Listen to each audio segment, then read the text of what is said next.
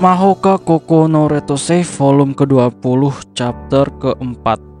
Keesokan harinya pada tanggal 27 Maret, sebuah pertemuan direncanakan untuk membahas persiapan upacara peringatan musim panas.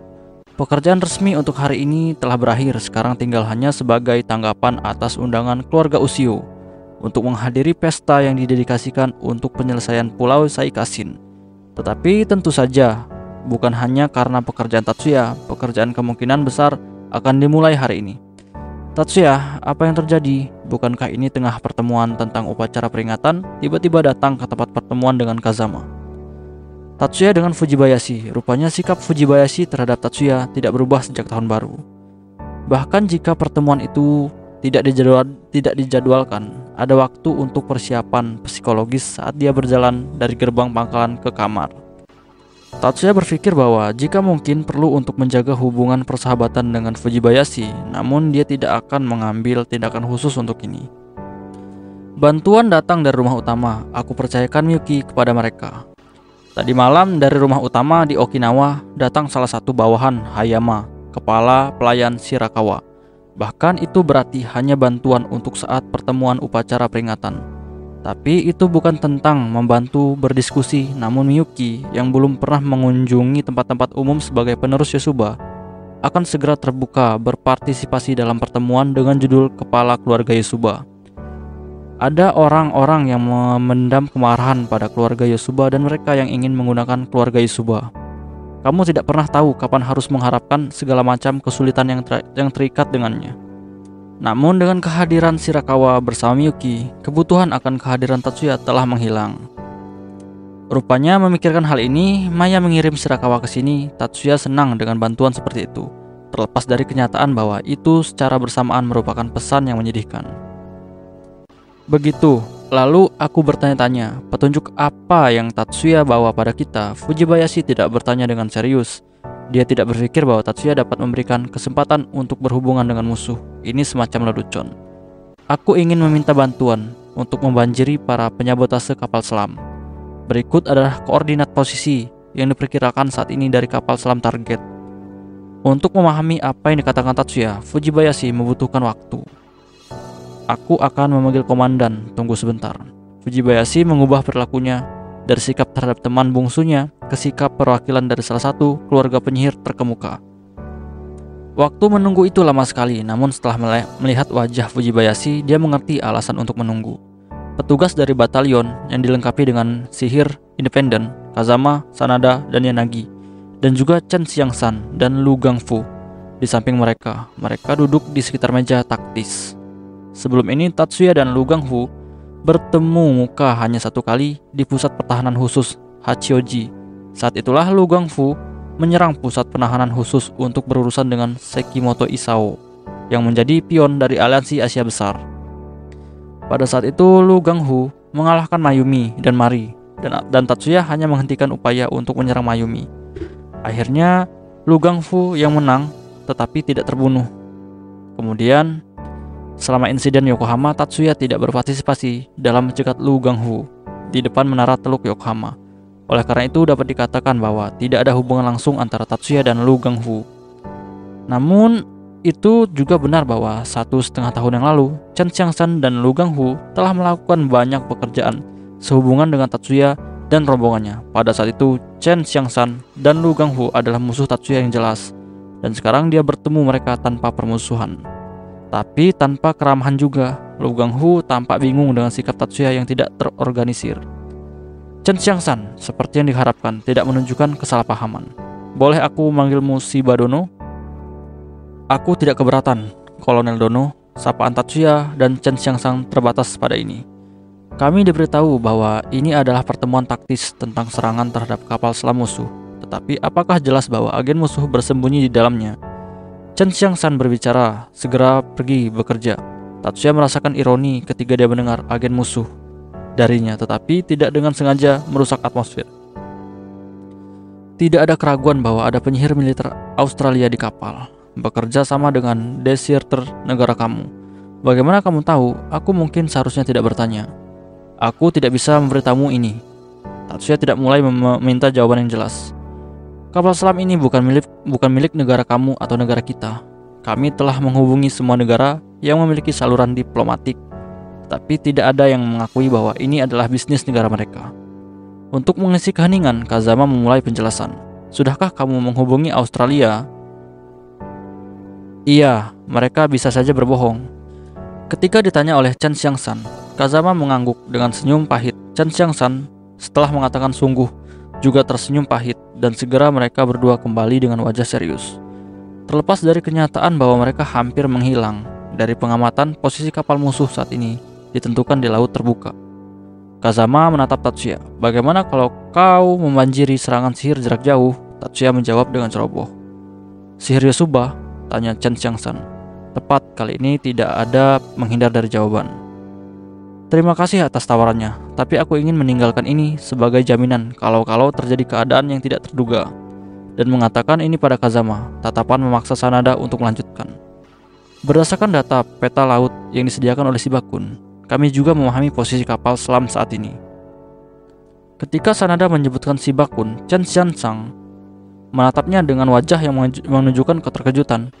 Dia secara terbuka menunjukkannya. Jadi permohonan Shibakun mencerminkan hubungan khusus antara Tatsuya dan tentara Jepang. Perilakunya menunjukkan bahwa dia telah memperhatikan reservasi dan menawarkan diri untuk melakukan reformasi. Namun tidak perlu menyembunyikan hubungan Tatsuya dengan Kazama dan Sanada yang muncul selama insiden 5 tahun yang lalu. Kapal musuh mulai naik, sepertinya mereka memutuskan untuk mengisi ulang persediaan. Mengabaikan tatapan Chen Xiangsan, Sanada melanjutkan penjelasannya. Apakah mereka muncul ke permukaan? Tidak, rekan sebangsa kamu tidak akan sebodoh itu. Untuk pertanyaan Chen Xiangsan, Sanada menggelengkan kepalanya sambil tersenyum. Mereka bukan lagi teman sebangsa, mereka adalah deserter. Maaf atas ini, kembali ke topik. Kapal selam di atas ditambahkan di dermaga apung yang menyamar sebagai kapal tanker berukuran sedang. Apakah para deserter yang ditangkap di negara kita akan diserahkan kepada kita? Tentu saja kami sangat berharap untuk bekerja sama dalam operasi ini dan siap melakukan ini untuk kenyamanan kamu. Untuk pertanyaan Chen Xiangsan, Kazama menjawab dengan kondisinya. Terima kasih. Chen Xiangsan mengangguk ke Kazama dan menatap Lu Gangfu. Dia bangkit dan meninggalkan ruangan. Operasi ini adalah permainan melawan waktu. Mulailah persiapan untuk penyerangan dengan segera.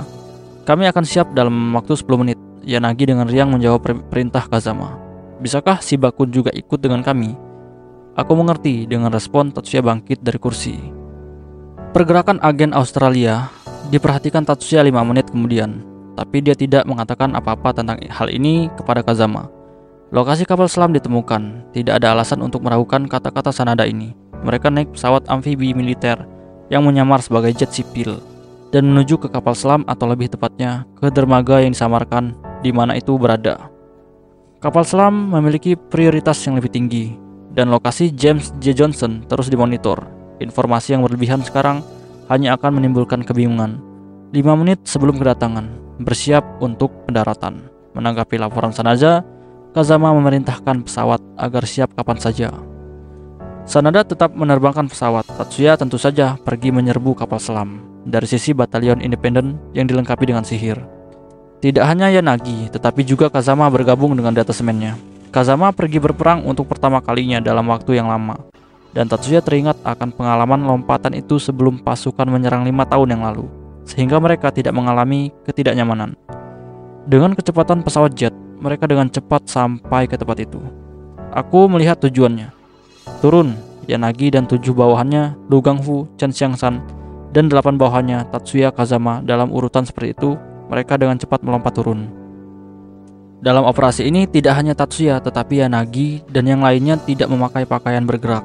Tentu saja mustahil mengungkapkan pasukan aliansi Asia Besar ini.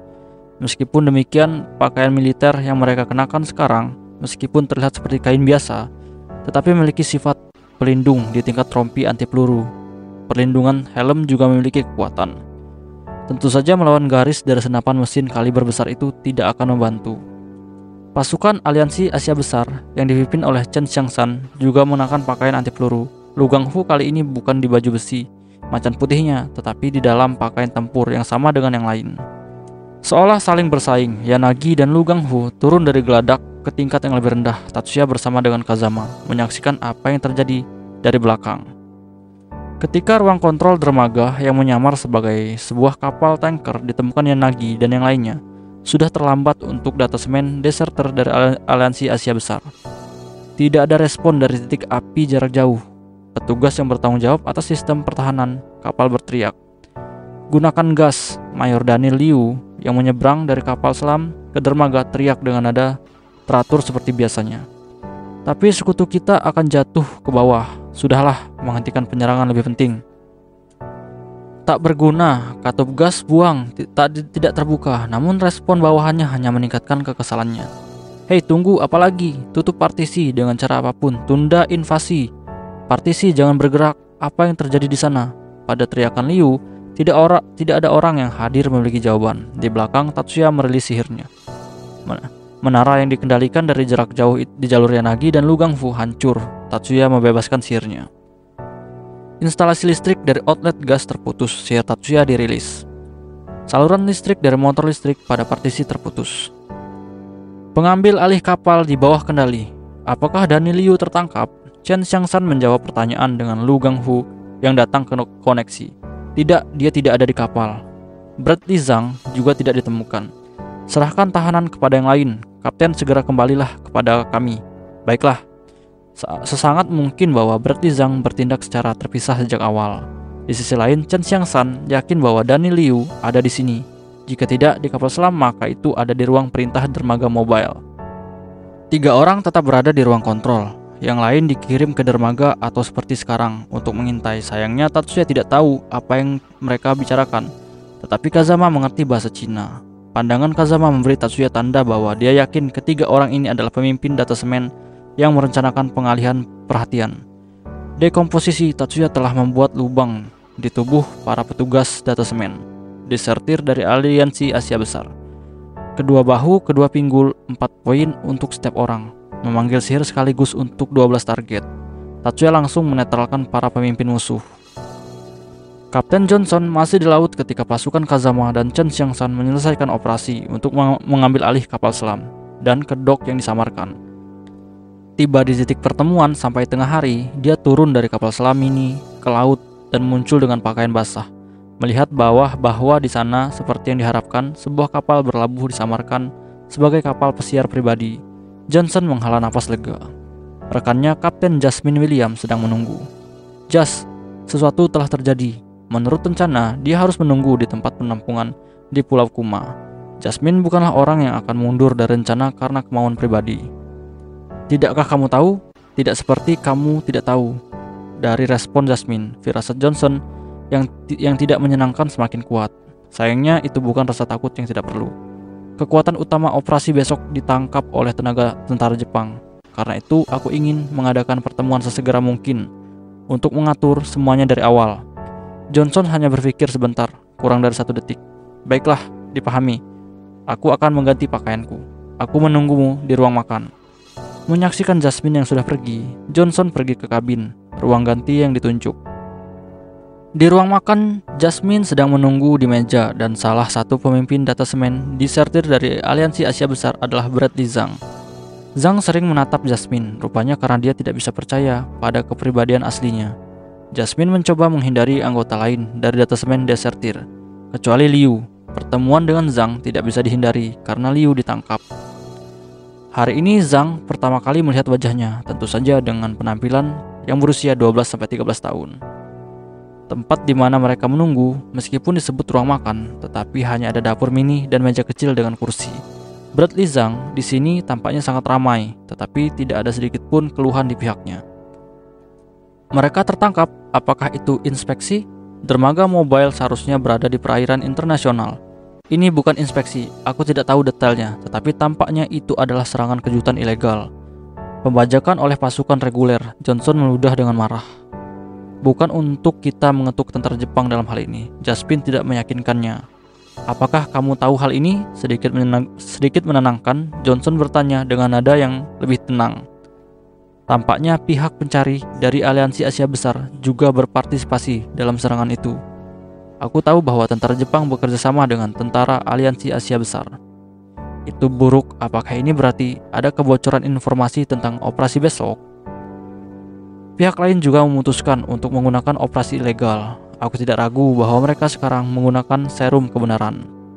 Dalam operasi saat ini, tentara Australia memainkan peran cadangan dalam faksi lawan rekonsiliasi Aliansi Asia Besar.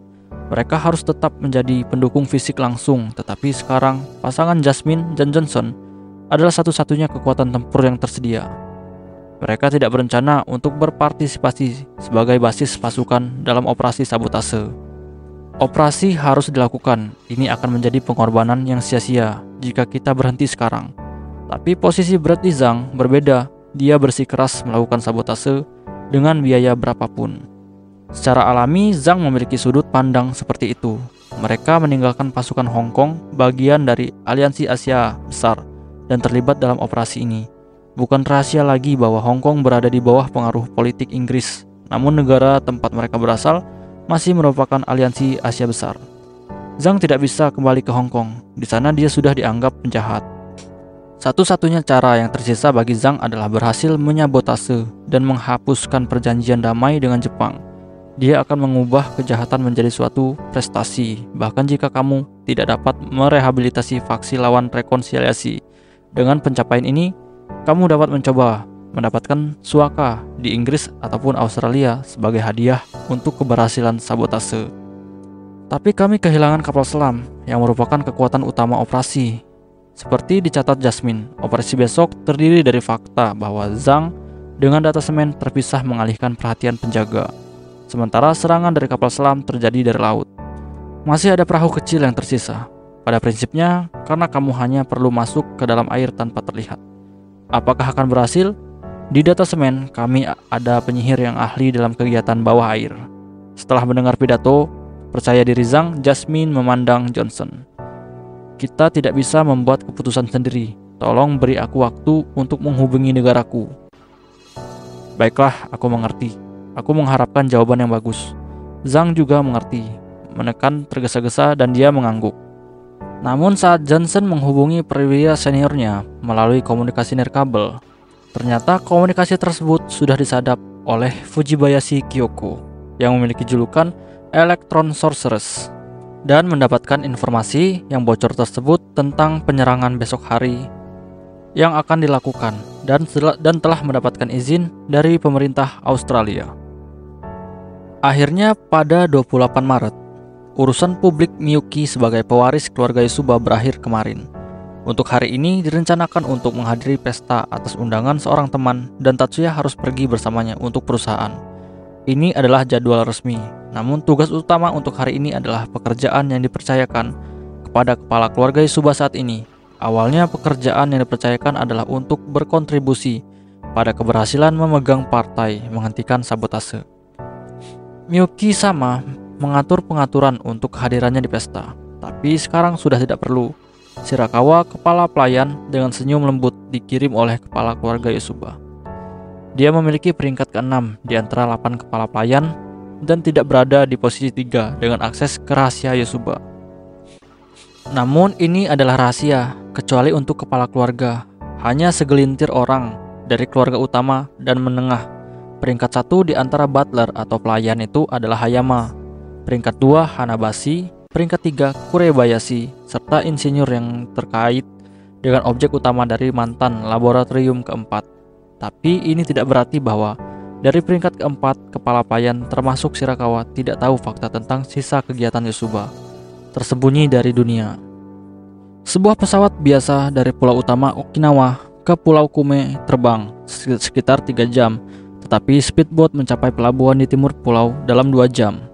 Pada kecepatan maksimum, kita akan mencapai 1 jam, tapi aku memilih gerakan dengan kenyamanan maksimal, kata kepala pelayan Shirakawa.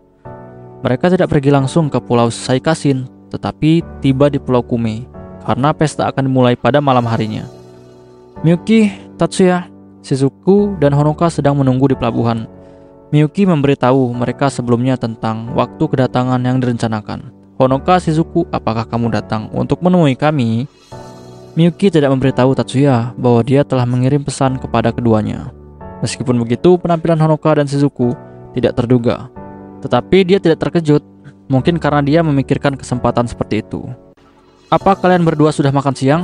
Jika tidak, bagaimana dengan bergabung dengan kami? Di sini dia sampai pada intinya, karena mereka sendiri ingin mengatakannya. Tentu saja, pasti dengan senang hati.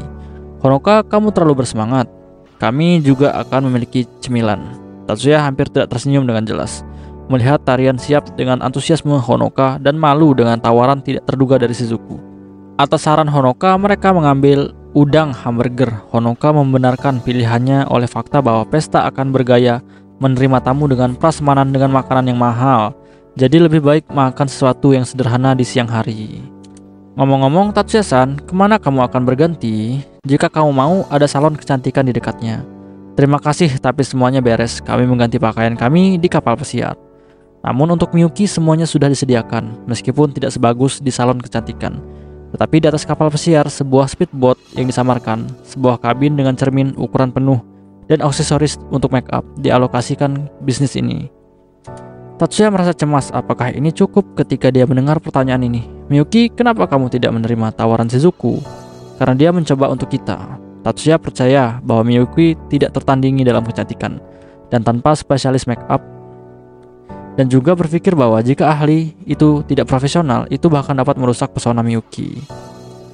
Pukul 2 siang, Tatsuya, Miyuki, dan Minami naik ke taksi ke hotel tempat Shizuku berhenti. Dan ketika persiapan selesai, Miyuki menghubunginya 2 jam sebelum pesta. Pukul 16.30, waktu tunggu itu sangat singkat, lebih cepat dari yang diharapkan. Miyuki kembali dari stylist kelas 1 yang menyiapkan citra yang tepat untuk pesta itu. Namun faktanya adalah bahwa tidak banyak waktu yang tersisa setelah bertemu Miyuki dengan Minami. Tatsuya memutuskan untuk segera pergi. Selain itu, Shizuku dan Honoka mengatakan bahwa mereka berencana untuk pergi ke tempat pesta dengan helikopter. Pulau buatan Saikasin dibangun 30 km di sebelah barat Pulau Kume. Helikopter akan terbang ke sana selama 10 menit. Keduanya, terutama Honoka, secara terus-menerus memanggil untuk pergi bersama dengan helikopter. Memang dengan kehadiran helikopter, kamu tidak perlu khawatir. Namun untuk kenyamanan pekerjaannya, yang sekarang Tatsuya tidak dapat menerima tawaran Honoka dan Shizuku. Ketika Miyuki dan Minami sedang mempersiapkan pesta, Tatsuya tidak duduk-duduk juga. Dia mengunjungi pangkalan militer di utara pulau itu, di mana dia bertemu dengan Kazama dan memberinya data terbaru tentang lokasi James Jensen, diperoleh oleh Elemental Site. Setelah pertemuan itu, ia terbang di sekitar pulau buatan dengan pesawat pengintai angkatan udara. Dia kembali ke pelabuhan timur jam 4 sore. Dia dengan cepat berubah menjadi kostum untuk pesta dan pergi untuk menjemput Miyuki dengan Minami. Jadwalnya padat, ini sangat melelahkan bagi Tatsuya, meskipun akan sedikit lebih mudah jika tidak ada makan siang dengan Honoka dan Shizuku. Tatsuya melepaskan jaketnya, menggantungnya di gantungan, dan duduk di kursi di kabin. Meskipun bukan sofa, kursi dengan sandaran, kepala tinggi, dan lebar yang lembut. Sejenak terlintas dalam benaknya bahwa jas itu mungkin sudah kusut, baju ganti lain akan jadi masalah. Onisama tidak ada yang menjawab ketukan. Terkejut bahwa tidak ada jawaban untuk ketukan atau suara itu, Miyuki dengan hati-hati membuka pintu. Oh, tanpa sengaja membuat suara terkejut. Miyuki menutup mulutnya dengan kedua tangannya. Tidak terlihat bahwa Tatsuya bangun. Dia merasa lega. Meletakkan tangannya ke dadanya, Miyuki memasuki kabin Tatsuya, berusaha untuk tidak membuat suara. Melihat wajah tidur tanpa pertahanan ini adalah kebahagiaan bagi Miyuki. Dia tahu bahkan selama tidur nyenyak, Tatsuya merasakan tanda-tanda aktivitas di sekitarnya. Bahkan dalam mimpi, dia selalu siap untuk berperang. Dia masih belum bangun hanya karena dia tidak menganggap Miyuki musuh dalam setiap arti kata. Miyuki maju lebih jauh, lebih dekat ke Tatsuya. Melihat ke belakang, dia yakin bahwa pintu itu tertutup rapat. Masih khawatir, dia melihat-lihat beberapa kali, lalu tenang, seolah-olah menyadari seperti apa perilakunya dari luar. Menutup matanya dan meletakkan tangannya ke dadanya. Dia kembali bernafas, membuka matanya, memegang rambut dengan satu tangan dan ujung rok dengan tangan lainnya. Miyuki perlahan mendekati wajahnya ke Tatsuya. 2 hari sebelum kompetisi disertasi pada Oktober tahun sebelumnya, menjelang sore 2 hari sebelum insiden Yokohama itu, mengingat kegagalannya dalam situasi yang sama ketika tangannya terpeleset, Miyuki menopang tubuhnya, tidak menyentuh kursi pegangan tempat Tatsuya duduk. Sementara itu, bibir Miyuki mendekati bibir Tatsuya. Masih belum ada tanda bahwa Tatsuya sudah bangun. Jaraknya bahkan lebih sedikit daripada saat nafas mulai bercampur. Mungkin kurang dari 1 milimeter. Miyuki menutup matanya rapat-rapat dan tiba-tiba berbalik. lari dari kabin Tatsuya memerah ke telinganya. Saikasin memiliki pabrik penambangan bawah laut di dasar laut, dan itu sendiri adalah oktagon dari bentuk yang tepat. Pesta hari ini akan berlangsung di ruang perjamuan hotel yang terletak di lapisan pertama di atas lantai. Aku yakin aku tidak perlu di sini, Sayaka berkata melihat kerumunan pria dan wanita dengan pakaian mahal dan dengan aksesoris mahal yang menunjukkan status sosial mereka yang tinggi, meskipun dia tidak mengerti hal ini. Semuanya baik-baik saja, Mibusan. Benarkah? Bahkan kata-kata Azusa tidak meyakinkan untuknya. Sayaka dengan gugup meraba ujung curiannya, jubah di bahu seperti syal. Pengalaman berlebihan Sayaka. Seperti yang kamu lihat, ada siswa lain selain kita. Selain itu, pesta ini bukan acara utama perjalanan ini. Kamu perlu membuang pikiran berlebihan dan keluar sepenuhnya. Sungguh, Sayaka akhirnya tenang ketika dia mendengar kata-kata antusias dari Kanon. Tiba-tiba mata Sayaka dan Kanon menarik kohai mereka menuruni tangga ke lobi. Shioda Senpai, Mibu Senpai, kamu datang lebih awal. Dengan hati-hati agar tidak mengganggu para tamu lainnya. Honoka mendekati mereka dan berbicara kepada mereka. Mendekati mereka, Shizuku membungkuk sedikit. Di luar tampak tenang, Isori jauh dari kontrol dari sepenuhnya. Honoka, ada apa? Shizuku pada gilirannya belum melihat bagaimana urusan Isori ada di sana. Dia berbicara dengan Honoka yang terus memandangi sekeliling dengan gelisah di lobi. Namun demikian dia tahu tanpa bertanya siapa yang mencari Honoka. Tatsuya-san sepertinya belum datang. Tepat segera setelah kelompok Miyuki tiba, semua orang akan mengerti ini sekaligus. Dalam pikiran Shizuku, kamu lupa tentang Miyuki dan Minami, tapi kata-katanya tidak pernah mencapai Honoka. Pada saat Honoka menyatakan kegembiraannya, speedboat dengan kelompok Tatsuya telah lama tiba di pelabuhan Pulau Buatan. Miyuki tidak muncul di lobi karena dia tidak suka dikelilingi oleh orang-orang, ditutupi dengan banyak misteri. Putri Yosuba sangat menarik di kalangan massa yang akan berusaha untuk berkomunikasi dengannya, dan penampilan Miyuki yang mengejutkan hanya akan memperburuk situasi ini. Tatsuya tidak mendekati Benue karena alasan lain. Dia sedang menuju ke pusat perbelanjaan bawah tanah yang baru dibuka di Pulau Buatan. Penjualan bernilai penuh di semua toko akan mulai bulan depan dengan dimulainya pabrik bawah laut penambangan. Dia menemukan James Johnson di depan sebuah toko terkenal yang memiliki kantor di sebuah negeri. Johnson mengubah warna rambut dan matanya dan juga mencukur kumisnya. Selain itu, dengan bantuan buku itu, ia mengubah tampilan tubuhnya. Namun tampilan Tatsuya tidak menipu. Dia awalnya tidak menemukan dengan mata biasa, tetapi dengan mata roh yang diperbaiki dan membaca lokasi. Musuh juga harus memahami pendekatan Tatsuya, khususnya karena Tatsuya sama sekali tidak bersembunyi. Meskipun demikian, orang dapat mengatakan bahwa tidak adanya sedikit pun kegugupan adalah pertanda baik. Dengan Johnson, seorang gadis mencari 12-13 tahun, rambut merah dan mata hijau. Warnanya berbeda dari yang ditunjukkan oleh Kazama di foto. Tapi Tatsuya tidak akan salah. Meskipun dia mengenakan pakaian yang sedikit meningkat pertumbuhan visualnya, dan dia juga sangat mengubah gambar, mengubah rambutnya, gadis itu mendongak mata Tatsuya dan dia bertemu. Aku minta maaf. Dengan sedikit membungkuk, Tatsuya menoleh ke Johnson. Hari ini kita mengadakan pesta pribadi, jadi aku akan menyarankan pandangan penasaran untuk menjauh. Tidak, tolong jangan khawatir tentang itu. Johnson menjawab dengan suara gugup dan berusaha bergegas menjauh dari Tatsuya. Namun Tatsuya tidak bisa membiarkan mereka pergi begitu saja. Nyonya, terima juga permintaan maaf aku. Perbuatan semacam itu sehubung dengan wanita itu tidak dapat diterima. Aku minta maaf. Melihat gadis itu langsung di mata Kapten Jasmine William, dia membuat permintaan maaf resmi yang tidak digunakan dalam berkomunikasi dengan anak-anak. Setelah memastikan bahwa di belakang Tatsuya memasuki toko, Johnson mempercepat langkahnya. Jasmine harus berlari sedikit untuk menjaga kecepatannya. Tetapi dia tidak melambat. Johnson menjadi tenang hanya karena mereka berbelok di sudut dan meninggalkan garis pandangan toko. Tapi dia masih berjalan, hanya menurunkan kecepatan normal untuk Jasmine. Setelah mencapai titik buta di kamera pengintai, Johnson berhenti. Johnson dan Jasmine dengan cepat melihat sekeliling. Setelah memastikan bahwa tidak ada seorang pun, mereka membuka pintu ke tangga untuk tenaga kerja terlebih dahulu dengan kunci yang disiapkan dan masuk ke dalam. Setelah itu mereka, Johnson sangat dalam dan Jasmine sedikit menghela nafas. Tapi relaksasi ini hanya sesaat. Jas, ya ada apa? Bagaimana kamu melihat menurut pendapat kamu? Tidak ada ide, dengan suara gugup menjawab pertanyaan Johnson. Jasmine menggelengkan kepalanya dengan wajah serius. Tidak ada tanda-tanda penganiayaan, tidak ada tanda-tanda penggunaan sihir juga. Suara Jasmine tiba-tiba berantakan. Jas, tidak ada tanda-tanda menggunakan sihir. Kami tidak melakukan apa-apa, bukan? Jasmine menyebut Johnson dengan ramah, bukan seruan militer, seperti biasa. Jas, apa yang terjadi? Jasmine 1 tahun lebih muda dari Johnson. Tapi sekarang di matanya dia tak berdaya, sesuai dengan penampilannya. Aku tidak tahu, tidak ada tanda-tanda sihir, tidak ada rasa serangan sihir. Jadi kenapa?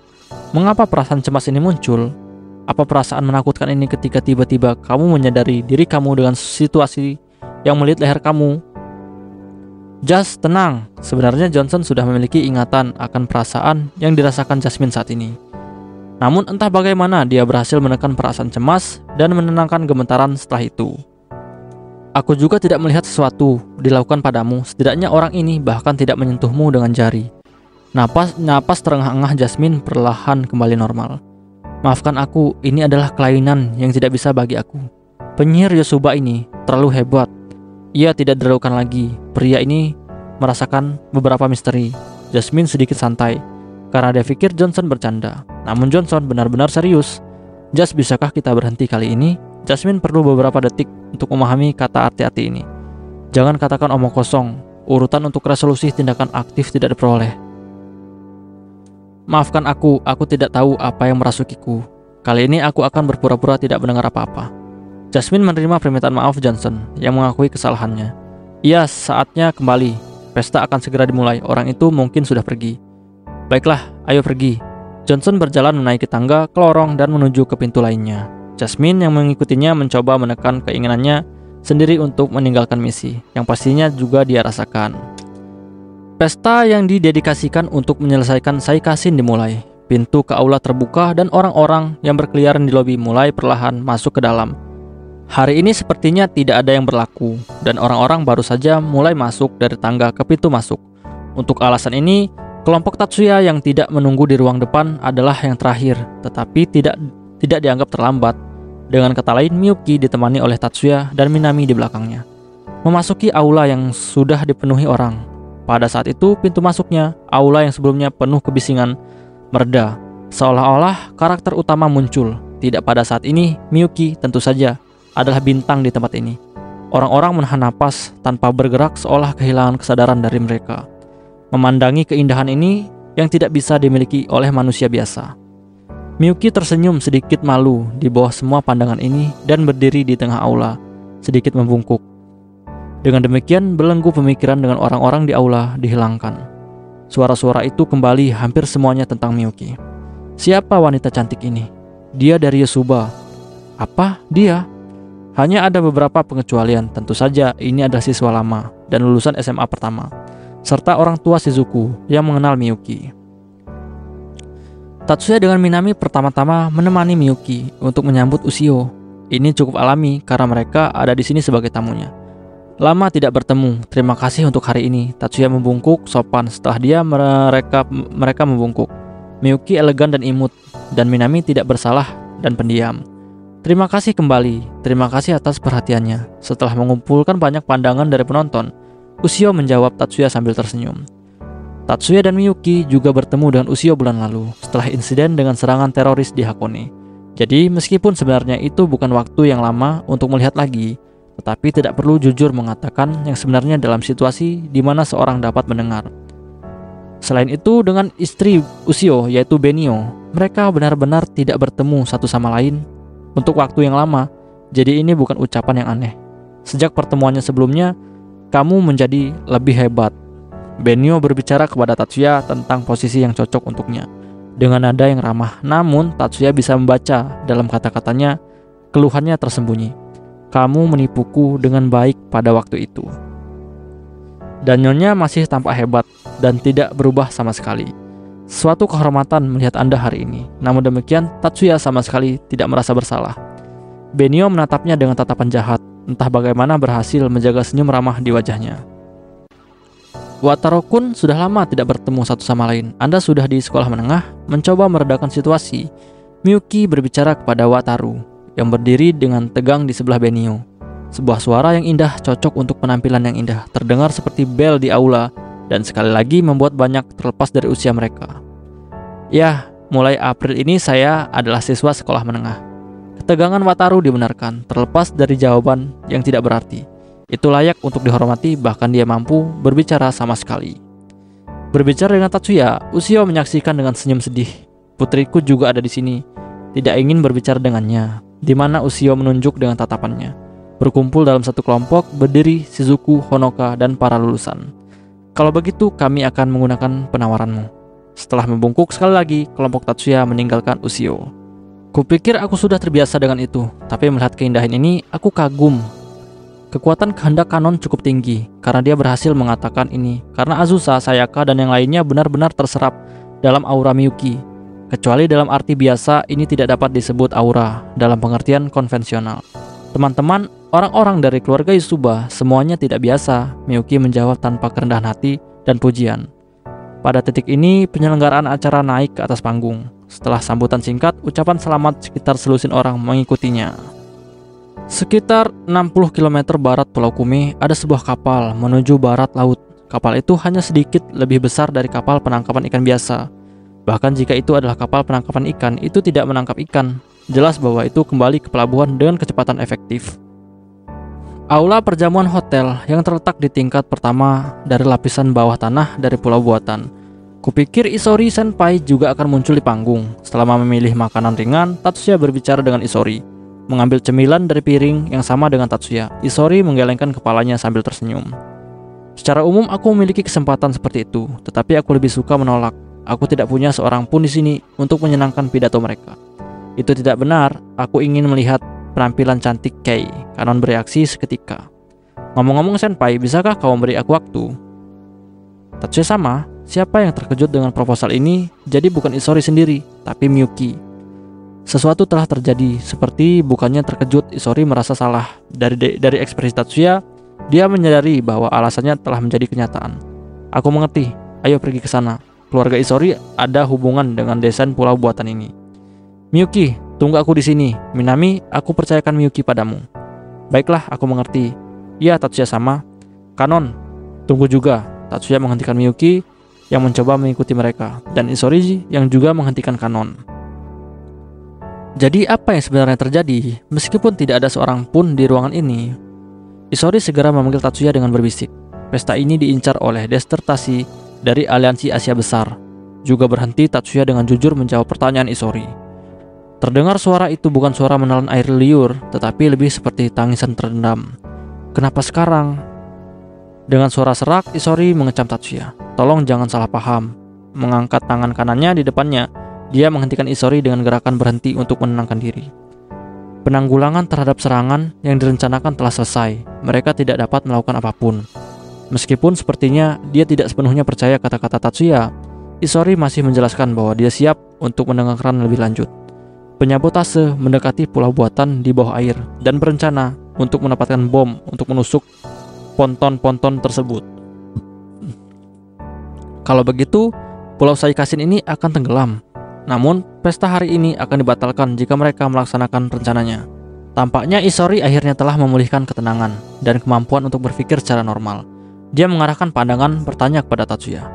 Kata-katamu terdengar cukup percaya diri, tapi kenapa kamu beritahu semua ini? Memintamu untuk berhati-hati jika pertarungan dimulai. Bahkan jika kamu tidak mengatakannya, kamu tidak akan terlibat dalam bisnis yang berbahaya.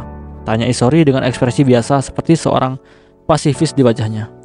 Selain itu, Tatsuya melakukan kartu yang menghancurkan wajah poker Isori. Aku tahu tentang sistem pertahanan pulau buatan ini. Dibuat oleh sihir ukiran. Senpai juga dapat dengan bebas mengaktifkan sihir ini. Isori membuka matanya lebar-lebar, namun segera mengangguk cepat dengan wajah penuh pengertian. Itu normal bagi si Bakun untuk mengetahui hal ini. Kalau begitu, tahukah kamu bahwa tidak mungkin memasang bom tanpa bantuan pasukan pertahanan? Isori adalah salah satu peserta langsung dalam insiden Yokohama. Dia tahu bahwa Tatsuya adalah perwira khusus pasukan pertahanan diri nasional. Untuk memulainya, mereka bahkan tidak bisa mendekati bidang gaya tolak dihasilkan di permukaan ponton. Benar, selain itu, endapan yang melekat juga dikupas dengan pembersihan ultrasonik. Tepat, faktanya adalah para penyabotase juga mengetahui hal ini. Warna kulit Isori berubah. Dia tidak cukup bodoh untuk tidak mengerti arti dari kata-kata ini. Apakah mereka akan menargetkanku juga?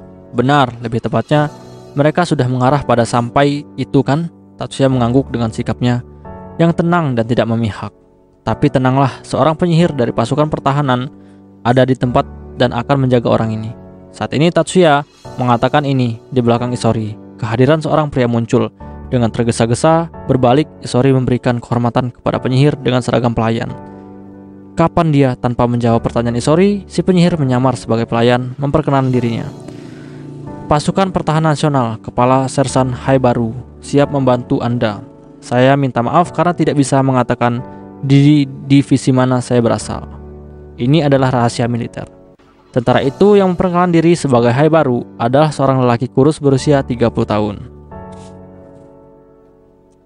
Mengkonfirmasi bahwa Isori mengangguk, Tatsuya menyarankan, lalu mari kembali. Sekitar 1 kilometer sebelah barat pulau buatan Saikasin diterangi oleh cahaya bulan purnama. Seorang pria berdiri di atas ombak, raksasa dalam baju besi putih dalam gaya Cina. Itu dibungkus dengan armor macan putih, yaitu Lu Ganghu. Mereka akan segera datang. Ya, aku akan mulai menyelam. Aku pikir kamu tidak tahu bahwa meskipun baju besi macan putih bukan milik api, mereka masih kurang kompatibel dengan air. Aku mengerti, tetapi jika kamu tidak memberi mereka awal, itu tidak akan menarik sama sekali. Ya, kita berbicara tentang kapten yang tidak menanggapi. Tolong serahkan padaku. Baiklah, silahkan. Atas perintah Chen Xiangsan, tubuh Lu Ganghu mulai tenggelam di bawah air. Ini tidak aneh dalam dirinya sendiri. Sebaliknya, pria yang berdiri di permukaan air itu tampak tidak normal. Lu Ganghu tidak memiliki balon oksigen di belakangnya atau tabung pernapasan, tapi dia bernafas seperti biasa. Jika diperhatikan dengan seksama, tubuhnya tidak menyentuh air laut. Tubuh besar Lu Ganghu mengenakan armor macan putih, ditutupi dengan lapisan udara tipis. Dia berhenti berenang dan menendang lurus ke depan. Baik cahaya bintang-bintang maupun cahaya bulan tidak mencapai kedalaman itu. Visi Lu Ganghu bisa melihat cahaya vision yang dipancarkan oleh tubuh yang menyertai penggunaan sihir. Bersandar dengan kaki di atas air laut, Lu Ganghu mengulurkan tangan kirinya ke depan dan menariknya kembali. Dia sudah menyadari bahwa pria besar itu adalah pembelot dari Aliansi Asia Besar, Letnan Bradley Zhang, dan pengejarnya adalah Kapten Pasukan Aliansi Asia Besar, Lu Ganghu. Bradley Zhang melawan Lu Ganghu dalam ukuran tubuh, namun sesuai dengan jumlah energi yang terkandung dalam tubuhnya, Lu Ganghu adalah 1:2, langkah lebih tinggi. Tatsuya meninggalkan Zhang ke Lu Ganghu dan memutuskan untuk membantu Yanagi menangani sisa yang sedikit. Namun pada saat itu, sesuatu yang sangat tidak terduga terjadi sehingga Tatsuya bahkan tidak dapat memperkirakannya. Penghancuran dengan sedikit teriakan, perang yang tidak bisa dipahami, sosok yang familiar itu bergegas menerbangkan musuh yang telah naik ke permukaan laut. Dan pemuda itu ternyata adalah senpainya, mantan anggota komite disiplin, yaitu Sawaki. Senpai, apa yang kamu lakukan di tempat ini? Begitu ya, kamu tidak kaget. Ya, itu karena aku belajar dari bentuk lompatan dengan pukulan bahwa ini adalah senpai. Tatsuya bukanlah dusta. Dia tahu bahwa yang duduk di belakang adalah Sawaki, karena musuh yang tidak dikenal akan ditembak jatuh di udara. Bisakah kamu memahami ini dalam kegelapan seperti itu, seperti yang diharapkan dari si Bakun? Tidak terlalu gelap, ada cahaya bulan sampai batas tertentu. Ini sudah cukup. Tiba-tiba dia mendengar suara yang dikenalnya dari jarak pendek. Tatsuya merasakan sakit kepala. Ternyata Kirihara juga ada di sini. Dan Hattori juga bersama dia. Dari jawaban yang duduk di belakang Sawaki datang bukan lagi, tetapi benar-benar sakit kepala. Tatsuya membuka hydrocycle-nya ke sisi di mana dia mendengar suara Kirihara. Setelah menembak beberapa kali dengan sihir lemah untuk sampul Yanagi, Tatsuya melaju ke hydrocycle yang dikendari Hattori. Bukan hanya Sawaki dan Kirihara, tetapi bahkan Hattori. Apa yang kamu lakukan, terutama pada formulir ini? Tatsuya berubah dari kostum untuk pesta, tetapi tidak dalam pakaian selam, tetapi dalam pakaian tempur khusus angkatan laut. Aku pikir campuran seperti ini tidak akan sakit, karena kita akan bersenang-senang. Shiba, bersenang-senang sendiri tidak baik. Kirihara berteriak riang, memegang tongkat 120 cm. Kami meninggalkan gadis-gadis di tempat yang aman, tidak seperti di Yokohama. Di sini kamu dapat mengatasi permusuhan orang-orang jahat tanpa ragu-ragu, dijawab oleh Sawaki. Di mata Tatsuya, Hattori juga tampak memanggil sihir dengan sangat antusias, tapi dia tidak berani mengatakannya dengan lantang. Letnan Kolonel Kazama, sebaliknya dia memutuskan untuk mengeluh kepada Kazama. Apa? Jawaban datang dengan sedikit penundaan. Mengapa warga sipil dibebaskan selama alarm eksternal? Seperti yang diharapkan, jawaban yang buruk datang ke pertanyaan yang diajukan dengan penekanan pada alarm eksternal. Secara resmi tidak ada operasi militer di daerah ini saat ini, karena pasukan pertahanan berniat menyembunyikan serangan ini. Sudah lazim bahwa pertempuran ini tidak akan tetap dalam catatan resmi, tapi ini bukan alasan untuk mengizinkan warga sipil di sini. Tidak seperti wilayah udara, navigasi gratis melalui laut di perairan itu mana tidak ada operasi militer. Kami tidak dapat melarang, selain itu kami tidak dapat secara resmi mengatakan bahwa pertempuran sedang berlangsung. Tatsuya menyadari bahwa pertanyaan lebih lanjut tidak berguna, seperti yang terlihat oleh nama-nama Hattori, Kirihara, dan Sawaki. Tidak satu pun dari mereka yang termasuk dalam keluarga bernomor. Mereka berada di luar arus utama perwakilan dari dunia sihir yang berpusat di sekitar Ten Master Clan. Untuk terpisah batalion yang dilengkapi secara sihir, tidak untuk Komando Brigade 101, Letnan Jenderal Saiki, mereka adalah kandidat yang berbakat. Itu adalah Saiki ingin memanfaatkan ini untuk memperdalam hubungan. Maksudmu, kamu tidak bisa mengusir mereka. Ini berarti persetujuan atas partisipasi mereka dalam pertempuran. Dia bertanya pada Tatsuya. Itu jawaban yang cukup diharapkan. Pertempuran antara Lu Ganghu dan Berti Zhang juga sudah sampai pada tahap akhir. Dalam konfrontasi langsung, Zhang tidak bisa mengalahkan Lu Ganghu, memiliki julukan The Man-Eating Tiger. Lu Ganghu adalah seorang pejuang dianggap sebagai salah satu penyihir jarak dekat yang terkuat di dunia. Dia keliru selama insiden Yokohama karena dia terluka dalam pertempuran dengan orang yang dianggap sebagai salah satu penyihir jarak dekat yang terkuat, yaitu Illusion Blade oleh Chiba Naotsugu, dan juga karena Tatsuya dan Mayumi adalah musuhnya. Bahkan saat terluka, dia tidak bisa dikalahkan oleh pejuang jarak dekat seperti Mari, Erika, Leo, dan yang lainnya. Lu Ganghu memiliki kemampuan seni bela diri dan sihir yang lebih baik. Mungkin Zhang akhirnya juga menyadari ini. Dari kehadirannya semua tanda kekuatan menghilang. Tidak, mungkin dia hanya bisa disebut menyerah. Zhang tahu apa yang harus dilakukan setelah bertarung dengan Lu Ganghu. Tujuannya bukan untuk mengalahkan Lu Ganghu, tetapi untuk mencapai pengalihan pula buatan yang sukses. Namun pada tingkat ini, dia akan dikalahkan di sini. Zhang mengerti ini. Warna mata Berti Zhang berubah dari tubuhnya. Pesion itu meledak tak terkendali, menutup seluruh tubuh dengan kerudung yang goyang seperti gelombang panas. Lu Ganghu tersenyum gembira dan menjepitkan matanya. Baju besi putih yang dikenakan oleh Lu Ganghu ditutupi dengan lapisan pesion, dengan sifat peningkatan kepadatan dan kekerasan. Zhang membungkuk berat, berdiri di atas ombak, dengan tangannya di permukaan laut. Ia mulai menyerupai predator berkaki empat, bersiap untuk menyerang mangsa. Air merayap tangan-tangan ini, air laut merangak dengan tangan dan kaki, menutup tubuh besar Zhang, dan mengangkat ke udara. Air ini tidak membatasi tindakan Zhang. Massa air bergerak naik dan turun, membentuk sesuatu yang menyerupai mulut ular raksasa. Lu Ganghu mengambil langkah pertama. Pada saat yang sama ketika naga Zhang mulai bergerak, gelombang besar dalam bentuk naga air menelan Lu Ganghu. Segera setelah itu raungan terdengar dari ombak. Dia bukan milik naga, itu adalah raungan harimau. Setelah naik, massa air tersebar membentuk bentuk mangkuk, dan di tengah-tengahnya Lu Ganghu sedang berdiri di situ. Permukaan laut mulai kembali ke keadaan normal. Sebelum ombak mendekatinya, Lu Ganghu melompat keluar dari sana, menggantung di udara. Zhang menyerang Lu Ganghu dengan aliran peluru air. Serangan Bradley Zhang yang terpisah itu mencapai Lu Ganghu, mengambil keuntungan dari hukum 5 elemen. Namun ini tidak cukup untuk menghentikan seorang pria yang dikenal di seluruh dunia sebagai Tiger Ogre. Dengan rasa sakit dari dampak peluru air, kemarahan menjadi lebih kuat. Dengan mengubah serangan musuh menjadi energi untuk serangannya, Lu Ganghu dengan kaki kanannya menepis teknik yang mengelilingi Zhang. Baiklah, dengan satu tendangan, pukulan Lu Ganghu ditimbulkan dengan kekuatan penuh, menghancurkan teknik Zhang dan membuang tubuh raksasa itu. Tubuh Zhang terbang, menggambar busur besar. Apakah itu kebetulan atau keinginan terakhir? Bradley Zhang terbang menuju Tatsuya. Tindakan Tatsuya adalah yang paling sederhana. Dia baru saja menekan gas, hydrocycle tiba-tiba melaju dan Bradley Zhang jatuh ke air dan mulai tenggelam. Seperti yang disarankan Kazama, pertempuran di laut tidak mempengaruhi pesta, tetapi mereka yang mengetahui situasinya tidak melemahkan kewaspadaan mereka. Kanon, kemana kamu pergi? Alih-alih memerah, Kanon menjawab sambil tersenyum, mengumpulkan bunga, dan aku juga bersamamu. Ini berarti Kanon akan pergi karena alasan yang tidak dapat dihindari, dan Sayaka dan Azusa juga ingin pergi bersamanya.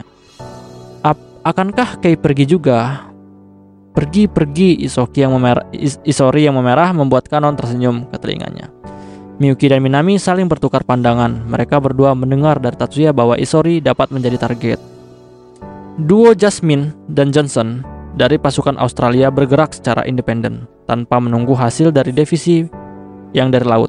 Mereka berdua mengerti, setelah kehilangan pasukan utama, detasemen desertir dari aliansi Asia Besar tidak akan dapat menunjukkan hasil yang baik dalam operasi ini. Dan sekarang mereka berbisik di sudut koridor. Bisakah kamu mendapatkan kendali? Tidak mungkin, jawab Johnson untuk pertanyaan Jasmine. Rupanya karena ada banyak orang penting, kerumunan tentara ada di depan ruang kontrol. Apalagi sebagai bonus di antara mereka adalah Dai Tengu. Harunobu Kazama? Tidak mungkin. Komandan Batalion Independen yang dilengkapi dengan peralatan sihir. Letnan Kolonel Kazama Harunobu. Dikenal di kalangan penyihir asing. Keduanya dengan nama samaran Dai Tengu. Dan dengan nama singkat Haru Kazama. Pada akhir abad ke-21 di antara tentara yang berbahasa Inggris, mereka mulai mengucapkan Dai Tengu. Dalam bahasa Jepang alih-alih menerjemahkannya. Apakah ini berarti sekarang yang terbaik adalah melarikan diri? Pembicaraan ini selesai. Jasmine menjawab begitu cepat dan tajam, karena pikiran yang sama muncul di benaknya. Wow, apa itu tadi? Lalu bagaimana denganmu, Jas? Setidaknya itu terlalu sulit bagiku untuk memecahkan sistem sihir yang ada di pulau ini. Kita masih perlu berinteraksi dengan Kei Isori. Jadi kamu tidak bisa melakukan tanpa menculik bocah itu. Ini lebih realistis daripada bertemu dengan Kazama. Yoh, itu pasti. Johnson memperhatikan orang-orang yang mendekat dan menutup mulutnya. Gadis-gadis ini mereka pengawal Kei Isori bukan? Mereka berbicara duduk di sofa dekat toilet. Wajah-wajah mereka yang masuki toilet, Kanon, Sayaka, dan Azusa, mudah dibedakan. Benar, tanpa keraguan. Tampaknya Johnson tidak begitu ingat tentang mereka, tetapi dia percaya diri dengan rekannya yang tidak dapat diandalkan, Jasmine yang sering dia lalui bersama. Ini baik, Kapten Johnson mensembunyikan. Bawa mereka sebagai sandera dan bawa ke Isori. Menurut Johnson, tidak ada dari mereka yang memiliki kekuatan bertarung yang merupakan ancaman. Seorang gadis dengan rambut ekor tampaknya mampu menunjukkan sesuatu, tetapi dia bukan lawan yang sepadan bagi Jasmine. Aku mengerti. Dengan hati-hati, bukan untuk membuat suara, Johnson membuka pintu ke ruangan layanan dan bersembunyi di sana. Dan akhirnya Jasmine dan Johnson berhasil membuat Kanon menjadi sandera mereka untuk membuat kesepakatan dengan Isori Kei. Kei, kenapa kamu datang? Tolong sedikit lebih tenang, kamu mengganggu pembicaraan. Mengencangkan tangannya lebih keras untuk membingungkan Kanon, Jasmine menatap Isori. Isori juga memandang Jasmine, kemarahan membakar di matanya. Pertama, lepaskan Kanon, setelah itu kita bisa bicara. Cobalah untuk memahami situasinya dengan lebih baik. Sebelum kamu berbicara, aku mengajukan tuntutan di sini, bukan kamu. Jadi untuk memulainya, biarkan tentara yang berdiri di sana mundur dulu. Itu lebih baik. Lalu kembali ke topik utama. Tuan Isori, ikut kami. Jika aku pergi bersamamu, akankah kamu melepaskan Kanon? Iya, James. Disebut dengan nama agar tidak mengkhianati identitasnya. James muncul. Tuan Isori, kemarilah. Aku mengerti.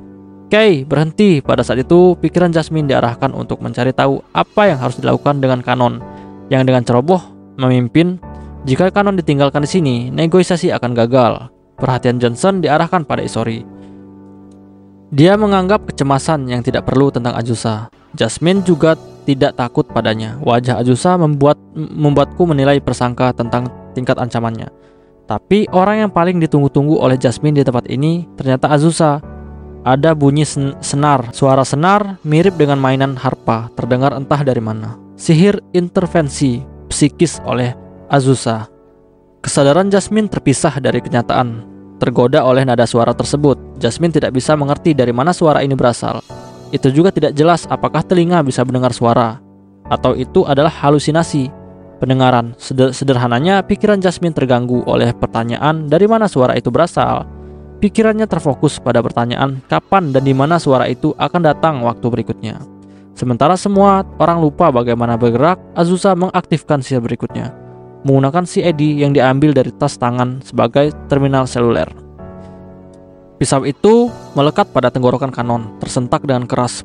Perasaan pisau dari tangan kanan mengembalikan Jasmine ke kesadarannya. Namun itu tidak sempurna, di jari-jarinya tidak ada kekuatan, dan pisau itu pun jatuh ke lantai. Setelah melihat ini, Sayaka mulai bergerak. Dia mengarahkan tangannya ke kepala Jasmine. Jasmine melepaskan tangannya dari Kanon, dan dengan cepat mundur. Jas, sembuh dari Azusa. Johnson mengambil Jasmine di tangannya.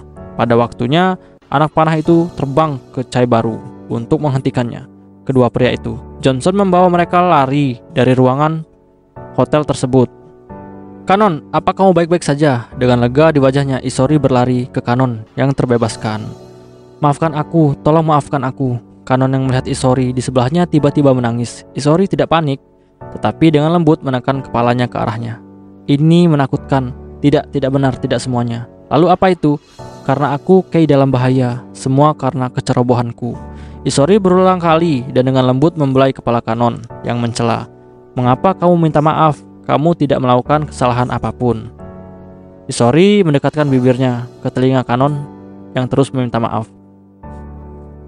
Aku senang semuanya baik-baik saja, Kanon. Permintaan maaf Kanon berhenti. Dia hanya terisak terkubur di dada Isori. Dia pria yang sopan. Untungnya keduanya tidak mendengar komentar berantakan dari Azusa. Tampilan Sayaka mengatakan betapa irinya aku. Tapi itu tidak mencapai Kanon dan Isori yang sedang dalam dunia mereka sendiri. Entah bagaimana kita melarikan diri. Jas, bagaimana keadaanmu? Aku mengacaukannya fakta bahwa Azusa Nakajo menggunakan sihir gangguan mental. Tidak ada informasi tentang ini. Itu bukan masalah kita. Kamu lebih baik memberitahu apa yang harus aku lakukan sekarang. Dengan menyesal menggigit bibirnya, Jasmine menatap lantai dan berpikir. Pada akhirnya dia mendongak membuat keputusan. Aku tidak ingin melakukan ini, tapi aku menggunakan sihirku di tempat pesta.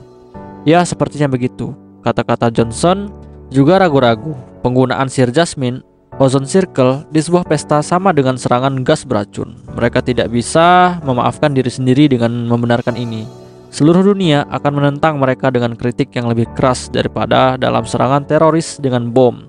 Namun operasi detonasi eksternal tidak dapat berhasil. Pada kenyataannya ia telah gagal. Opsi untuk menangkap kontrol mesin dan varian peretasan sistem sihir juga berakhir pada penerbangan dan kegagalan. Satu-satunya obat yang tersisa adalah Ozone Circle. Ketika komando tinggi dari markas tentara Australia memerintahkan untuk menyelesaikan pengalihan itu, tidak mungkin untuk menghancurkan harapan mereka tanpa melakukannya. Jas, kita akan pergi ke Kochi dulu setelah menggunakan Ozone Circle. Akses ke pelabuhan akan diblokir, karena itu lebih baik bersiap untuk melarikan diri terlebih dahulu. Oke, setuju. Mereka turun tangga layanan staf dan berjalan ke ruang rekreasi pekerja yang terletak di sebelah pelabuhan. Betapa nyamannya tidak ada orang di sini. Sepertinya bagi aku ini terlalu bagus. Bedanya dengan Johnson yang optimis, Jasmine tidak bisa menyingkirkan kecurigaannya. Rupanya mereka terganggu oleh hype baru-baru ini. Namun mereka tidak mampu untuk bersantai di sini.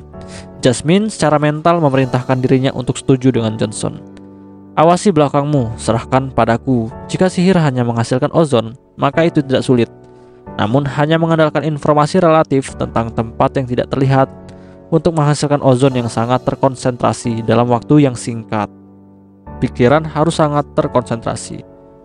Dengan demikian, pengguna sihir menjadi tidak berdaya. Oleh karena itu, untuk menggunakan Ozone Circle di wilayah musuh sangat penting untuk memiliki mitra untuk pengawalan. Si Eddie mulai rangkaian urutan aktivasi, menutup matanya dan berkonsentrasi di daerah perhitungan sihir. Dia mulai membentuk urutan sihir. Tindakan kontradiktif ini sengaja mengubah isi area perhitungan sihir yang ada di alam bawah sadar. Koordinat dicatat. Jasmine mengaktifkan Ozone Circle, tidak menyadari berapa banyak orang yang akan terpengaruh di tempat pesta. Namun ada masalah yang tidak terduga. Apakah rangkaian aktivasi sihirnya gagal? Apa? Secara naluri, bertanya kepada Johnson, lupa tentang pengamatan daerah sekitarnya. Aktivasi ozon layer tampaknya gagal, tidak ada efek. Bodoh, itu luar biasa. Tetapi Johnson tampaknya telah mengangkat suaranya dan lupa bahwa mereka bersembunyi. Tidak, dia benar bahwa ini tidak mungkin. Jasmine Williams adalah penyihir yang lebih baik yang dioptimalkan untuk Ozone Circle dan pengembangan Ozone Circle. William McCloud secara pribadi mengawasi proses pengaturan kode genetiknya. Dia gagal memproduksi skala, memungkinkan untuk mengklarifikasinya sihir sebagai kelas strategis. Tetapi kecepatan dan identitas aktivasi melebihi sihir asli MacLeod sendiri. Tidak hanya teori, Jasmine telah menggunakan Ozone Circle dalam pertempuran nyata berkali-kali. Hingga saat ini, dia tidak pernah gagal untuk mengaktifkannya. 4 hari yang lalu juga tidak ada masalah dengan menggunakan Ozone Circle untuk menyingkirkan pengejaran tentara Jepang. Aku akan mencoba lagi. Jasmine menutup matanya lagi dan memusatkan pikirannya. Tidak diaktifkan, kenapa? Apakah kekuatanku hilang? Tidak. Tiba-tiba suara yang indah dan jernih seperti suara bel menyela mereka. Segera setelah suara itu terdengar, kehadiran pihak ketiga muncul entah dari mana. Johnson ingin melepaskan peluru udara ke arah kehadiran yang tampak, namun sihirnya tidak pernah bisa diaktifkan. Sebelum duo yang terpana itu, muncul seorang laki-laki dan 2 perempuan. Pria itu adalah seorang kolonel dari divisi pasukan khusus Aliansi Asia Besar, yaitu Chen Xiangsan, dan gadis-gadis itu adalah Miyuki dan Minami. Kalian berdua tidak kehilangan kemampuan untuk menggunakan teknik sihir. Miyuki berbicara dengan Jasmine dan Johnson. Teknik rahasia keluarga Yosuba, The Gatekeeper. Bagaimana ini bisa terjadi kepadamu? Teknik rahasianya Yosuba, Miyuki balas tersenyum pada Jasmine, yang telah menjawab pertanyaan Jasmine adalah dalam bahasa Inggris, tetapi Miyuki menjawabnya dalam bahasa Jepang. Iya, biasanya aku tidak menjelaskan ini, tapi hari ini adalah hari yang istimewa, karena kami juga melihat teknik yang menarik. Mengatakan ini, Miyuki mengalihkan pandangannya ke Chen Xiangsan. Dia menyeringai sedikit sebagai tanggapan. Miyuki kembali memandang Jasmine. Urutan sihir dibangun di alam bawah sadar, ditransfer ke bawah kesadaran dari lapisan atas alam bawah sadar dan diproyeksikan ke target sihir dari gerbang ada di celah antara kesadaran dan alam bawah sadar. Terus Johnson bertanya dengan suara kecil. Tidak mungkin, sepertinya Jasmine menyadari apa yang Miyuki coba katakan. Gerbang adalah pikiran penyihir dan platform Eidos di perbatasan dengan ide. Gerbang menghadapi ide, jika tidak, kamu tidak akan dapat membuat konsistensi pekerjaan sihir di luar kamu. Sial, apapun yang terlihat itu benar. Sepertinya kamu sudah mengerti. Sihir netralisasi penyihir Gatekeeper dipasang di gerbang penyihir target dan menghancurkan urutan sihir segera setelah melewatinya. Kamu tidak dapat menggunakan sihir sampai Gatekeeper dibatalkan. Penjelasan Miyuki sebagian benar. Dia mengatakan teknik rahasia keluarga Yosuba, tapi itu adalah teknik rahasia Tatsuya sebenarnya. Setidaknya untuk saat ini, dalam keluarga Yosuba, hanya Tatsuya yang bisa menggunakan gerbang orang lain. Itu disajikan sebagai teknik rahasia Yosuba untuk menghindari terlalu banyak minat kepada Tatsuya. Tetapi Jasmine maupun Johnson tidak bisa berbuat apa-apa. Karena sekarang, pada kenyataannya, sihir mereka disegel. Jasmine menghantam lantai dengan kedua tangannya.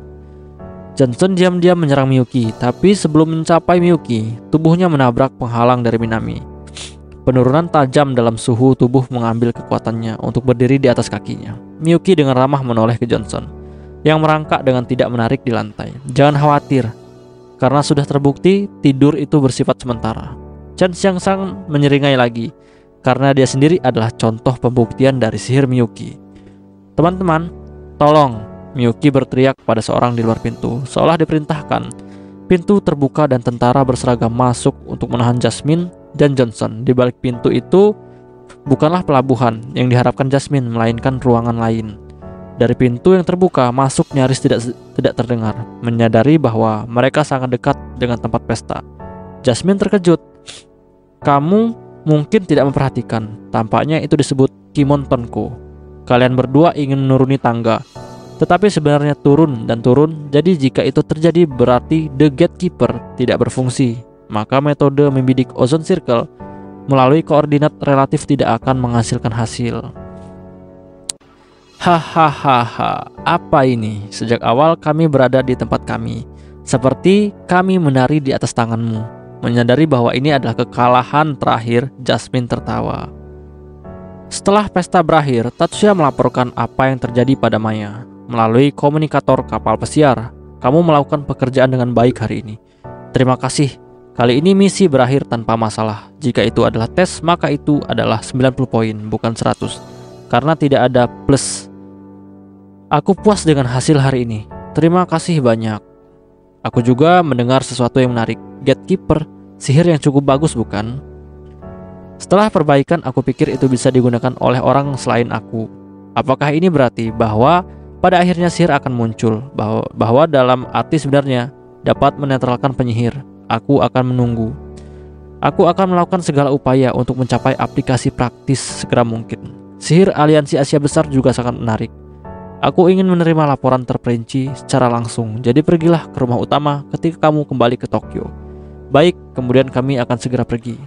Jangan cepat-cepat, beristirahatlah di sana selama beberapa hari. Mendapatkan kembali kekuatan sebelum kembali. Kamu bisa datang dengan laporan pada bulan April. Terima kasih, aku menantikan pertemuan kami bulan depan. Setelah kata-kata ini, koneksi terputus. Membungkuk ke depan kamera, Tatsuya memastikan indikator panggilan sudah mati.